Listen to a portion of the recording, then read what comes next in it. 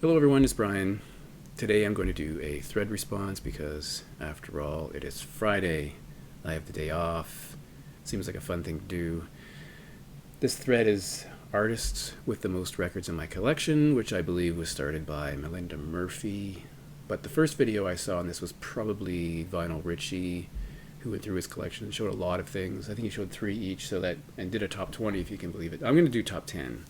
So let's just get to the parameters here, because it does have a bearing on the number of records. So firstly, I'm not going to talk about 7-inch singles, primarily because I don't have that many, and it really wouldn't have made a big difference in the list of things. But I'm going to include studio recordings, live recordings, compilations, 12-inch singles, 10-inch records, and box sets. No CDs.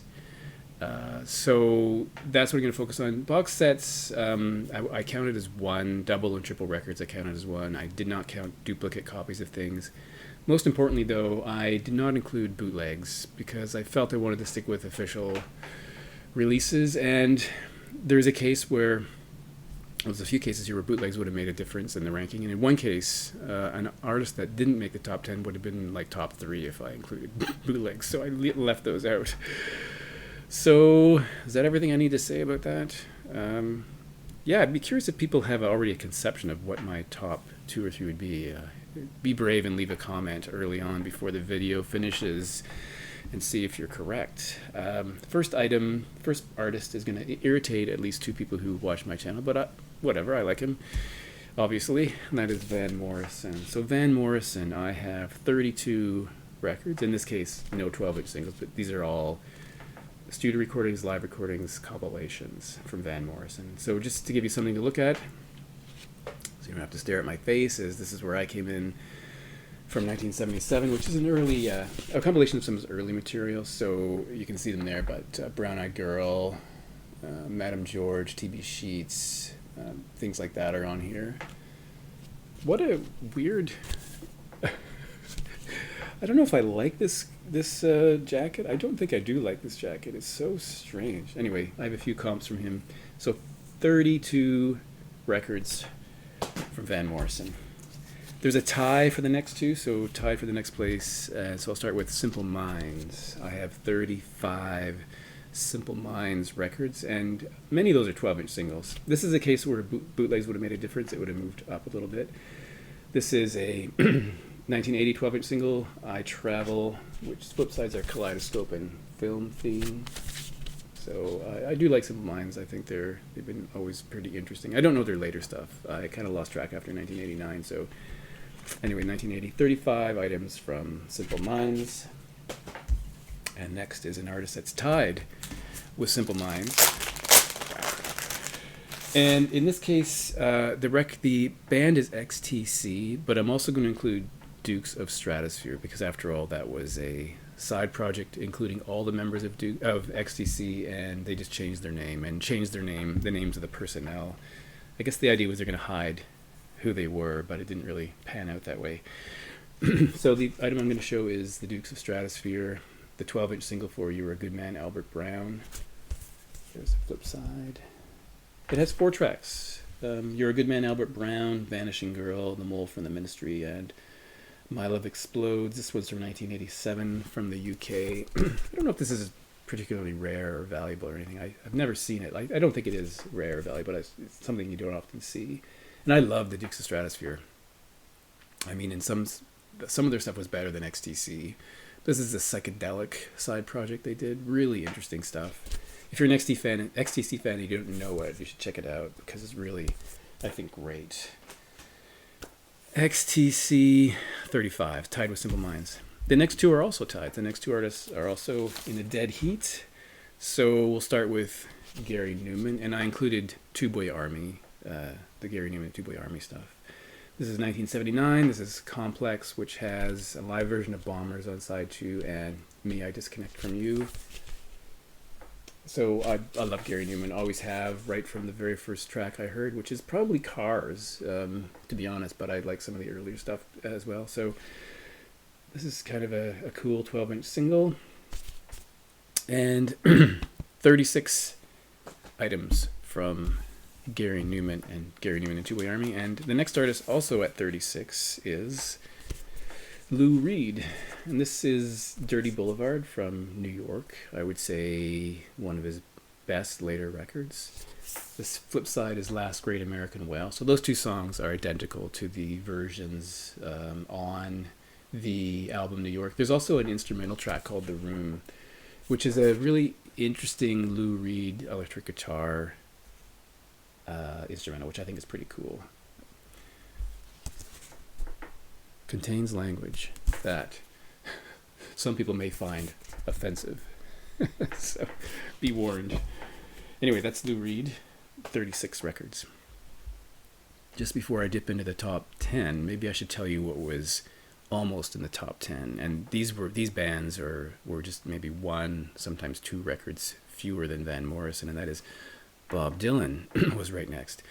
David Bowie, Bruce Cockburn, and then we had a bunch of people with 25, like John Cale, Leonard Cohen, Susie and the Banshees, and the Smiths. Now, the Smiths is a good case because had I included bootlegs, they would have been probably second on my list. So I left out bootlegs for whatever reason.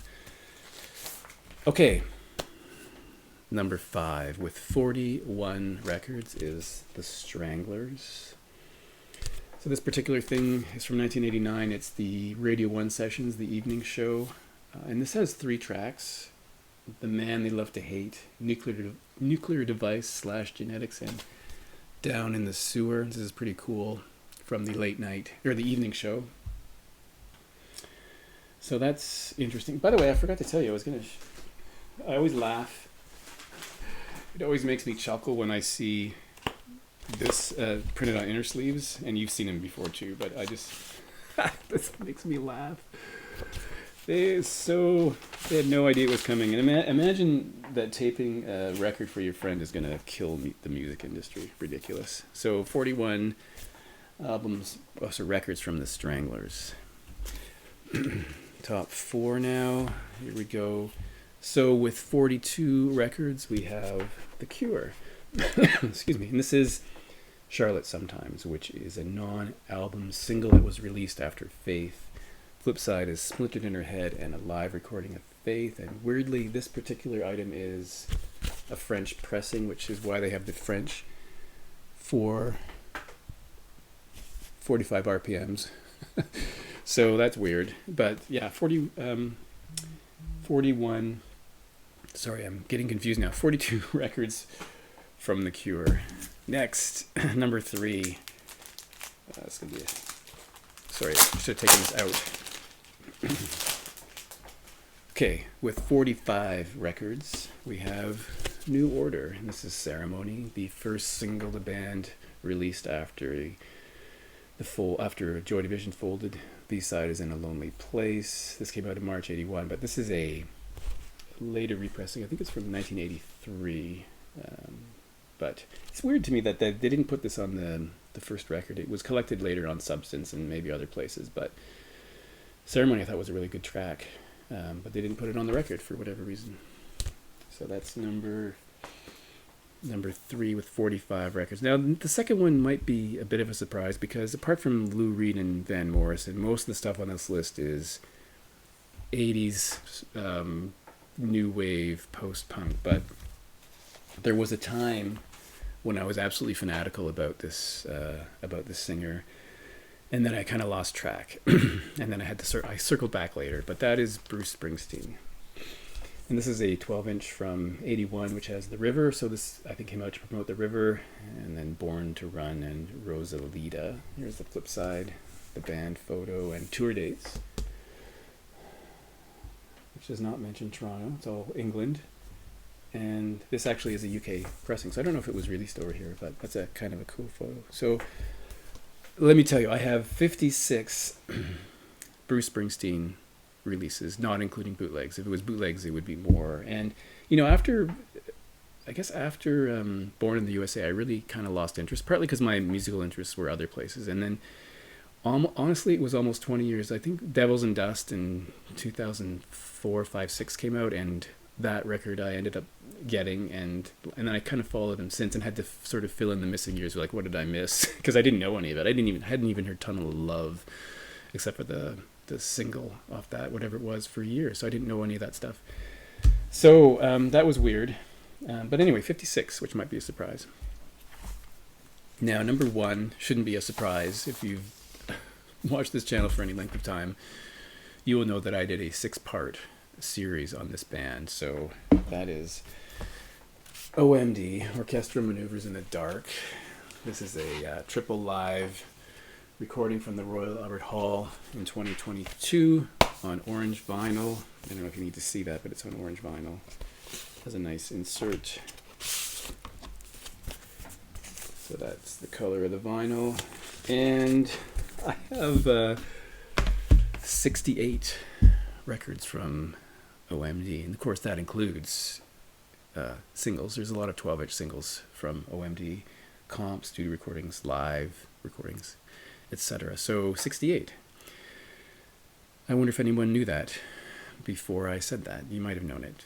In any case, I have seen a few of these, but I'd be curious to see your most collected artists in a video sometime. But thanks for watching and have a good weekend.